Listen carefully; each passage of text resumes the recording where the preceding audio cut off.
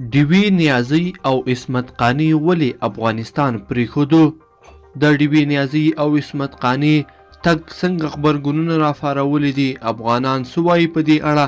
دلته یې له موږ سره په دې ویډیو کې وګورئ. درنو لیدونکو السلام علیکم، وخت مو په خیر. مدني او د ښځو حقونو فعال ډیوه نیازی افغانستان پريښودو. ډیوه نیازی پر خپله فیسبوک پاڼه لیکلي چې د زیاتو ګواښونو له کبله د یوې مودې لپاره خپل ګران هیواد افغانستان پرېږدي او د حالاتو په ښه کېدلو سره به بیرته راوګرځي. د افغانستان په لویو ښارونو کې په وروستیو 2 میاشتو کې زیات خبریالان او مدني فعالان د نامعلومو وسلوالو له لوري ترور کیږي. دا مهال افغانستان د خبریالانو او مدني فعالانو لپاره امن نه دی.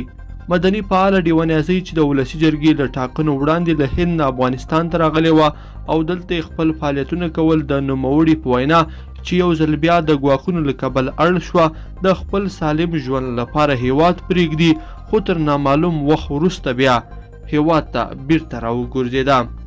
همدارنګه د افغانستان بل وتلی او تکړه لیکوال او ژورنالیست اوعصمت قانع هم د بدو ورځو له امله افغانستان پرېښوده او بهر ته ولاړ. اوعصمت قانع په خپله فیسبوک پاڼه لیکلي ملګرو بدو ورځو له هیواده وشړلم، دعا راته کوئ.